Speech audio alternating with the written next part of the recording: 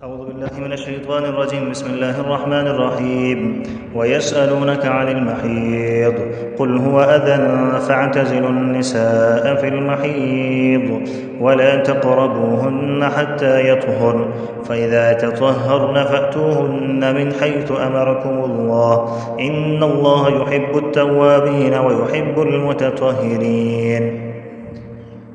ويسألونك، اور وہ سوال کرتے ہیں آپ سے، عن المحیض، حیض کے بارے میں، قل آپ فرما دیجئے، ہوا اذن، وہ ایک گندی چیز ہے، فاعتزلوا النساء، بس الگ رہو عورتوں سے، فاعتزلوا بس الگ رہو، اعتزلوا کا معنی ہے الگ رہنا، کہ اعتزلوا کہ تم الگ رہو، کس سے؟ النساء عورتوں سے، فی المحیض حیض کے دنوں میں، ولا تقربوہن اور تم ان کے قریب نہ جاؤ، ہن یہ عورتوں سے متعلق ضمیر ہے، ولا تقربوا اور تم قریب نہ جاؤ، ہن ان عورتوں کے، جی، حتی یطہرن یہاں تک کہ وہ پاک ہو جائیں، فاذا تطہرن پس جس وقت، دیکھیں فا کا معنی ہوتا ہے پس، اور اذا کا یہاں پر معنی ہوگا وقت، ٹھیک ہے نا، یہ وقت کے لیے آئے گا، فاذا پس جس وقت، تطہرن وہ پاک ہو جائیں، فاتوہن پھر تم ان کے پاس جاؤ، من حیث امرکم اللہ جس طرح سے اللہ نے تمہیں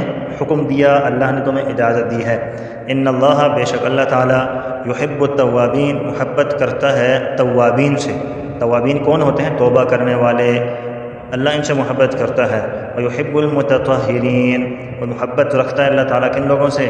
پاک باز لوگوں سے، متطہرین جو ستھرے لوگ ہوتے ہیں، پاکیزگی والے لوگ ہوتے ہیں ان سے۔ نساؤکم حرث لکم تمہاری بیویاں، نساؤکم تمہاری بیویاں، حرث لکم تمہاری کھیتی ہیں، فأتو پس تم آؤ، حرثکم اپنی اپنی کھیتی میں، انا شئتم جس طرح تم چاہو، وقدموا لانفسکم اور آگے بھیجو، وقدموا اور آگے بھیجو، لانفسکم اپنی جانوں کے لیے، واتقوا اللہ اور ڈرو اللہ تعالیٰ سے، واعلموا اور تم جان لو، انکم ملاقو بے شک تم اللہ کو ملنے والے ہو، انکم بے شک تم کیا کرنے والے ہو؟ جی ملاقوہ، وہ ضمیر مانی لوٹ رہی ہے اللہ کی طرف کہ بے شک تم ملنے والے ہو، کس سے؟ اللہ تعالیٰ سے۔ وبشر المؤمنین خوشخبری سنا دے ان مومنوں کو، آپ خوشخبری سنا دے ایمان والوں کو۔ ولا تجعلوا اللہ اور نہ بناؤ تم اللہ تعالیٰ کو عرضۃ نشانہ لایمانکم اپنی قسم کا، ان تبروا یہ کہ تم نیکی نہیں کرو گے، اس بات کی قسم نہ اٹھاؤ کہ ہم نیکی نہیں کریں گے، وتتقوا اور اس بات کی قسم نہ اٹھاؤ کہ تم پرہیزگاری نہیں کرو گے، تقوی نہیں اختیار کرو گے، اس چیز کی قسم نہ اٹھاؤ، وَتُصْلِحُوا بَيْنَ النَّاسِ اور یہ کہ تم صلح نہیں کرو گے لوگوں کے درمیان، ایسی قسمیں نہیں اٹھانی ہیں، ایسی قسموں کا کیا اعتبار ہے کہ قسم بندہ اٹھائے کہ میں نیکی نہیں کروں گا، قسم اٹھائی میں تقوی نہیں اختیار کروں گا، قسم اٹھا دی کہ میں لوگوں کے درمیان صلح نہیں کروں، یہ کون سی قسمیں ہیں؟ فرمایا اللہ نے ایسی قسمیں نہ اٹھاؤ، جو نیکی والا عمل ہے وہ نیکی والا عمل کرو، اگر قسم اٹھا دی ہے قسم کو توڑ دو، اپنا جو نیک عمل ہے اس کو جاری رکھو، یہ نہ کہو کہ میں نے تو قسم اٹھا دی تھی کہ یار میں نے تو قسم اٹھائی ہے، یار میں نے کل سے نماز شروع کرنی ہے، کہ اب تو میں نے قسم اٹھا لی ہے، اب تو دیکھیں میں نے قسم اٹھا لی ہے تو اب میں آج سے نماز پڑھنا شروع کروں گا، قسم اٹھائیے تو کل سے شروع کر دو، نہیں، نیکی کا عمل ہے، قسم اٹھا دی قسم کو توڑو، نیکی کا عمل شروع کر دو۔ واللہ سمیع علیم اور اللہ تعالیٰ سننے والا جاننے والا ہے۔ لا یؤاخذکم اللہ نہیں مؤاخذہ کرے گا اللہ تعالیٰ تمہارا، لا یؤاخذکم نہیں مؤاخذہ کرے گا تمہارا کون؟ اللہ تعالیٰ، باللغو فی ایمانکم تمہاری لغو قسم کی قسموں میں، فضول قسم کی، اللہ مؤاخذہ نہیں کرے گا، ایسی بھی قسمیں بات بات پر بندہ اٹھا لیتا ہے، اس کا مؤاخذہ نہیں ہوگا۔ ولیکن قسم کی جو اقسام ہیں وہ نیچے انشاءاللہ میں تفسیر کے اندر آپ کے سامنے رکھتا ہوں کہ قسم کی کتنی قسمیں ہیں، بات سمجھ آئے گی نا، کون کون سی قسم کی قسمیں ہیں، اور قسم توڑنے پر پھر کون سا کفارہ ادا کرنا ہوگا، کیا کچھ لوگ قسم اٹھاتے رہتے ہیں، بات سمجھ آ گئی نا، کچھ آئندہ آنے والے وقت کے بارے میں اٹھاتے ہیں قسم، اب اس کا کفارہ کیا ہوگا، حکم کیا ہے، کچھ گزرے ہوئے زمانے کے بارے میں قسم اٹھاتے ہیں، اس کا حکم کفارہ کیا ہوگا، اور کچھ بات بات کے اندر فضول قسم اٹھانا شروع کر دیتے ہیں، تو ساری چیزوں کی تفسیر انشاءاللہ میں تفسیر کے اندر اس پر بات کریں گے۔ ولیکن یؤاخذکم اور لیکن تمہارا مؤاخذہ کرے گا، بما کسبت قلوبکم ان قسموں میں جو تمہارے دلوں نے پکے ارادے کے ساتھ اٹھائی ہیں، ان کا اللہ مؤاخذہ کرے گا۔ واللہ غفور حلیم اور اللہ تعالیٰ بخشنے والا، تحمل کرنے والا ہے۔ صدق اللہ العظیم۔ دیکھیں جی، اس سے پہلے رکوع کے اندر صحابہ کرام کو کچھ اشکالات پیش آئے تھے، اس چیز کا تذکرہ تھا، کچھ اشکالات پیش آئے تھے، کچھ چیزیں ایسی تھیں جو صحابہ کے ذہن کے اندر آئی تھیں، انہوں نے حضور سے سوالات کر کے ان کا جو مطلب اور مفہوم تھا وہ سمجھا تھا۔ جیسے کہ اس سے پہلے ذکر تھا کہ فرمایا اللہ نے کہ خرچ کرو، انفقوا فی سبیل اللہ، تو پوچھا کہاں خرچ کریں، کیا چیز خرچ کریں؟ یتیموں کے بارے میں جواب ملا تھا، یتیموں کے بارے میں سوال انہوں نے کیا تھا کہ ہم یتیموں کے ساتھ کس طرح پیش آئیں، تو اس کا جواب بھی ان کو دیا گیا تھا۔ شراب کے بارے میں سوال کیا تھا، اس کا جواب بھی ان کو دیا گیا تھا۔ تو اسی طرح یہاں پر انہوں نے ایک سوال کیا تھا حیض سے متعلق۔ دیکھیں اللہ تعالیٰ نے نسل انسانی کی افزائش کے لیے مرد بھی پیدا فرمائے، عورتوں کے بھی پیدا فرمایا۔ عورتوں کی وضع قطع و ساخت ان کی جدا ہے، مردوں کی الگ ہے۔ وہ بچے جو عورتوں کے پیٹ میں ہوتے ہیں ان کی خوراک کا انتظام اللہ تعالیٰ نے پیدائشی طور پر کر دیا ہوتا ہے۔ جس وقت بچی جوان ہوتی ہے اور ماہواری اس کو شروع ہو جاتی ہے، اور ہر مہینے ماہواری آتی ہے، اور جب شادی ہو جاتی ہے اور حمل اس کا ہو جاتا ہے تو یہ ماہواری والا جو خون ہوتا ہے یہ اس بچے کی خوراک بن جاتا ہے۔ بات سمجھ آ گئی؟ یہ جو ماہواری والا عورتوں کو خون آتا ہے، یہ جب بچہ پیٹ میں ہوتا ہے حمل والا، تو اس وقت یہ خون بچے کی کیا بن جاتا ہے؟ یہ خون بچے کی خوراک بن جاتا ہے۔ اسی سے بچہ پھلتا پھولتا ہے۔ جبکہ بچہ ماں کے پیٹ میں رہتا ہے تقریباً 9 ماہ تک عورت کو پھر حیض نہیں آتا، ٹھیک ہے نا؟ اس لیے کہ وہ زائد خون جو نکلنا ہوتا ہے وہ بچے کی خوراک بن جاتا ہے۔ جب بچہ پیدا ہو جاتا ہے تو رب تعالیٰ اسی خون کو بچے کی خوراک کے لیے دودھ میں تبدیل کر دیتے ہیں۔ بات سمجھ آ گئی نا؟ وہی خون دودھ بن جاتا ہے۔ بچہ چونکہ دنیا کے اندر آ چکا ہے وہ خون دودھ بننا شروع ہو جاتا ہے۔ تو مدت جو رضاعت ہوتی ہے، جو دودھ پلانے والی مدت ہوتی ہے عورتوں کی، تو بہت کم عورتیں ایسی ہوتی ہیں کہ ان کو ماہواری آتی ہے، وہ بہت کم آتی ہے۔ اکثر جو خون ہوتا ہے وہ خون جو ہے نا وہ دودھ کی شکل اختیار کر لیتا ہے۔ اللہ تعالیٰ نے نظام ایسا بنایا ہے کہ وہ گندا خون، مگر رب تعالیٰ نے پیٹ میں بچے کی خوراک بنا دیا۔ پیدا ہونے کے بعد اللہ نے اس خوراک کو جو ہے نا اس خون کو دودھ بنا دیا۔ اور یہ خون اگر اپنے وقت پر آتا رہتا ہے تو عورتیں صحت مند رہتی ہیں، کیونکہ قدرت نے ان کی صحت اس کے اندر رکھی ہے۔ اگر اس میں گڑبڑ ہو جائے تو رحم کا جو نظام ہے وہ بھی گڑبڑ ہو جاتا ہے۔ بات سمجھ آ گئی نا؟ ہاں، عورتوں کے مسائل پیدا ہو جاتے ہیں۔ بات تو یہ سمجھنے والی ہے کہ زمانہ جاہلیت میں یہود کے ہاں یہ رواج تھا کہ جب کسی عورت کو ماہواری شروع ہو جاتی تو اس کو الگ کمرے میں بند کر دیتے، نہ اس کے ہاتھ سے روٹی پکڑتے، نہ پانی پیتے، نہ اس سے کپڑے دھلواتے، نہ اس سے جھاڑو پھرواتے، نہ اس کے سامنے آتے، نہ اس کو کسی کے سامنے آنے دیتے۔ اس طرح جیسے کوئی نکمی سی فضول سی چیز ہوتی ہے نا، اس طرح اس کو بنا دیتے۔ حالانکہ وہ ہے تو انسان ہے، یہ تو اس کے اختیار کے اندر تو نہیں ہے، یہ رب تعالیٰ کا نظام ہے۔ اگر آ گیا تو اس میں کوئی مسئلہ تو نہیں ہے۔ بات سمجھ آ گئی نا؟ ایسے ہوتا ہے آج کل بھی کئی علاقوں کے اندر یہ چیز رواج موجود ہے کہ جب عورت کو حیض آ جاتا ہے، ماہواری آتی ہے، تو اس کو الگ تھلگ کر دیا جاتا ہے، بالکل دور رکھ دیا جاتا ہے، جبکہ ایسا نہیں ہونا چاہیے۔ اسی طرح جو عرب کے مشرک تھے وہ ان دنوں کے اندر ہم بستری سے بھی باز نہیں آتے تھے، ہم بستری بھی کر لیا کرتے تھے۔ کچھ لوگ کیا تھے، کچھ لوگ تو بالکل اس کو الگ تھلگ کر دیتے تھے یہود، اور کچھ لوگ بالکل اپنے قریب لے آتے۔ بات سمجھ آ گئی نا؟ ہم بستری بھی کر لیتے ہیں، حالانکہ منع ہے۔ یہ تو بہت ساری بیماریوں کا پیش خیمہ بھی ہے، آتش ہو گئی، سوزاک وغیرہ، اس طرح بہت ساری بیماریاں ہیں، جلن وغیرہ، مرد کو بھی لگ سکتی ہے، عورت کو بھی لگ سکتی ہے، دونوں کو کافی بیماریاں اس سے پیدا ہو جاتی ہیں۔ بات سمجھ آ گئی؟ عورت کا جو رحم ہوتا ہے یہ کمزور پڑ جاتا ہے، بچے سوکھنے شروع ہو جاتے ہیں۔ تو اس چیز کا خیال رکھنا ہے کہ حالت حیض کے اندر عورتوں کے قریب ہم بستری کی نیت سے نہیں آنا، وگرنہ اگر بندہ ان کے پاس آئے، سوئے، تو اس چیز کے اندر کوئی حرج کی بات نہیں ہے۔ ہم بستری کرنے سے اللہ تعالیٰ نے ہمیں منع فرمایا ہے۔ تو صحابہ کرام شروع میں تو شرماتے تھے کہ ہم یہ بات کیسے پوچھیں، لیکن پھر مجبوراً انہوں نے یہ پوچھنا شروع کر دیا یہود و نصارہ کے معاملات دیکھتے ہوئے، مشرکین کے حالات کو دیکھتے ہوئے۔ تو فرمایا وَيَسْأَلُونَكَ عَنِ الْمَحِيضِ، انہوں نے حیض کے بارے میں تم سے سوال کیا ہے، قُلْ فرما دیجیے هُوَ أَذًى، وہ گندا خون ہے، فَاعْتَزِلُوا النِّسَاءَ فِي الْمَحِيضِ، عورتوں سے ہم بستری کے سلسلہ میں الگ رہو، وَلَا تَقْرَبُوهُنَّ، اور ان دونوں میں سے ہم بستری کے لیے ان کے قریب نہ جاؤ، حَتَّى يَطْهُرْنَ، یہاں تک کہ وہ پاک ہو جائیں، فَإِذَا تَطَهَّرْنَ، بس وہ جس وقت پاک ہو جائیں، فَأْتُوهُنَّ، پس ان کے پاس جاؤ، مِنْ حَيْثُ أَمَرَكُمُ اللَّهُ، جہاں سے تمہیں اللہ تعالیٰ نے حکم دیا۔ ٹھیک ہے نا؟ اس کے علاوہ روٹی بھی پکا سکتی ہے، کھانا بھی پکا سکتی ہے، کپڑے بھی دھو سکتی ہے، گھر میں آ بھی سکتی ہے، صرف جو چیز منع ہے وہ میں نے آپ کو بتا دی ہے۔ ایک موقع پر حضرت عائشہ صدیقہ رضی اللہ تعالیٰ عنہ، حضور علیہ السلام نے فرمایا کہ مجھے مصلی پکڑا دو، میں نے نماز پڑھنی ہے۔ تو حضرت عائشہ صدیقہ نے فرمایا کہ اللہ کے رسول، میں تو ایام سے ہوں، ایام ماہواری سے ہوں۔ تو اس کے جواب میں حضور علیہ السلام نے فرمایا کہ ماہواری تمہارے ہاتھ کے ساتھ تو نہیں ہے، ہاتھ سے پکڑا دو مصلی جائے نماز۔ تو حضرت عائشہ صدیقہ رضی اللہ تعالیٰ عنہ حضور علیہ السلام کا سر بھی دھویا کرتی تھی۔ حضور مسجد میں ہوتے تھے اعتکاف میں، کیونکہ حجرہ اور مسجد بالکل ایک جگہ پر تھی، تو بالکل جڑی ہوئی تھیں، تو اس لیے حضرت عائشہ اپنے گھر میں ہوتی ہیں، حضور مسجد میں ہوتے تو سر بھی دھو لیا کرتے تھے۔ لیکن حالانکہ حالت حیض میں ہوتی تھی پھر بھی حضرت عائشہ دھو لیتی تھی، منع نہیں فرمایا، مطلب یہ کہ کام بندہ کر سکتا ہے۔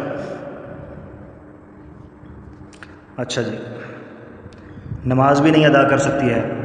اور دیکھ لا تقربوا الحائض ولا الجنب شیئا من القرآن کہ حیض والی عورت اور جنبی آدمی قرآن نہیں پڑھ سکتے، کعبۃ اللہ کا طواف نہیں کر سکتے، روزہ نہیں رکھ سکتے، نماز نہیں پڑھ سکتے، روزے کی قضا کرنے کے بعد میں، اور نمازوں کی قضا بھی نہیں ہے.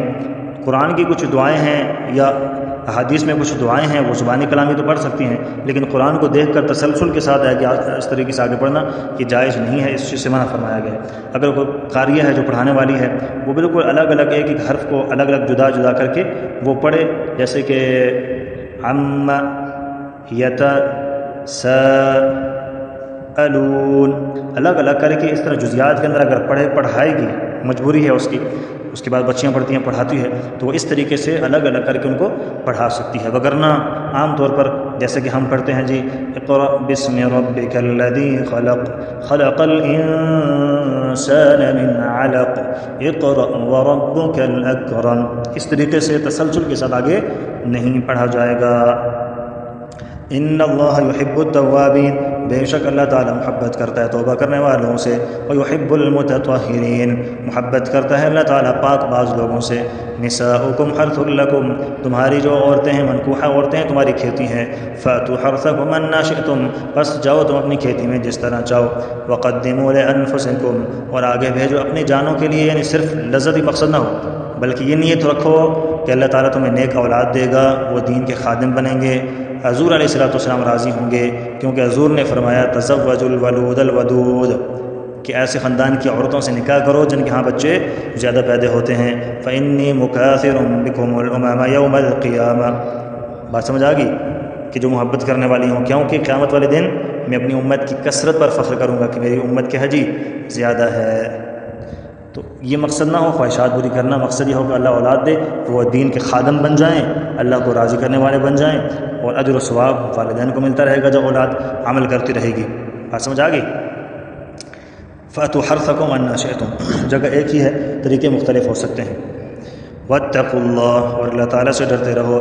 واعلموا، اور جان لو انکم ملاقو، بے شک تم اللہ تعالیٰ سے ملنے والے. آنکھ بند ہونے کے بعد تمہاری اللہ تعالیٰ سے ملاقات ہونے والی ہے، جو کرو گے وہی بھرو گے.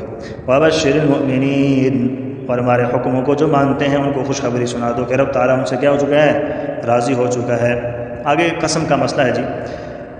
اللہ تعالیٰ فرماتے ہیں کہ ولا تجعلوا اللہ عرضا، اور نہ بناؤ تم اللہ تعالیٰ کی ذات کو حیلہ بہانہ، لایمانکم، اپنی قسموں کا، کہ رب تعالیٰ کی نام لے کر اللہ کی قسم میں کام نہیں کروں گا، میں ادھر جاؤں گا نہیں جاؤں گا، یہ اللہ کا نام اس قسموں کے لیے نہ بنا کے رکھو. دوسری بات یہ کہ ان تبروا، یہ کہ تم نیکی نہیں کرو گے، وتتقوا، اور یہ کہ تم تقوی اختیار نہیں کرو گے، وتصلحوا بین الناس، اور یہ کہ لوگوں کے درمیان صلح نہیں کراؤ گے. بات سمجھ آ گئی نا. اس کو میں نے ترجمے میں آپ کو بتا دیا تھا کہ یہ نیک کام نہیں کروں گا. اب اس کے لیے ضروری ہے کہ یہ قسموں کا کفارہ ادا کرے، قسموں کو توڑ دے. قسموں کا کفارہ کیا ہوگا؟ قسموں کا کفارہ یہ ہے کہ 10 مسکینوں کو لباس دے دے، اور لباس ایسا ہو کہ جس میں نماز جائز ہو، یعنی چادر ہے، شلوار قمیض ہے، اس طرح سے. یا 10 مسکینوں کو 2 وقت کا پیٹ بھر کر کھانا کھلا دے. ٹھیک ہے، 10 مسکین ہیں، 2 وقت کھانا کھلا دے پیٹ بھر کر ان کو. دوپہر میں کھلا دے 10 مسکینوں کو، شام میں کھلا دے 10 مسکینوں کو. اور 10 مسکین کے لیے کچھ پابندیاں بھی ہیں، سارے مسلمان ہونے چاہیے، کافر اس میں کوئی بھی نہ ہو. ہاں، کوئی سید بھی ان کے اندر نہ ہو، کیونکہ اس کو سید کو کفارہ، یہ عشر، یہ زکوٰۃ، یہ فطرانہ، یہ نذر و منت، یہ سید کو نہیں دیا جاتا. سید میں کون آتے ہیں؟ حضرت علی کی اولاد ہیں، حضرت علی اور حضرت عباس، حضرت جعفر، حضرت عقیل، اور حضور علیہ السلام کے جو چچا تھے حضرت حارث مسلمان نہیں ہوئے تھے، اولاد مسلمان تھی ان کی. تو ان کی جو اولاد ہے یہ ان کو کیا کہا جاتا ہے؟ سید کہا جاتا ہے. اچھا، 2 وقت کا کھانا کھلانا ہے 10 مسکینوں میں، نابالغ بچہ بھی کوئی نہ ہو، بالغوں کو کھلانا ہے، کوئی بیمار بھی نہ ہو، صحیح سارے ٹھیک ہوں، بوڑھا نہ ہو کہ کھا بھی نہ سکتا ہو. سارے بوڑھوں کو اکٹھا کر دیا 10 کو، وہ تو 2 بندوں کا کھانا کھائیں گے. 10 مسکین ہوں جو صحیح کھانے والے ہوں. ہاں اچھا، جو صبح کھائیں گے، جن کو کھلائے، دن کو 10 کو، رات کو بھی انہیں کو کھلانا ہے، الگ کو نہیں کھلانا.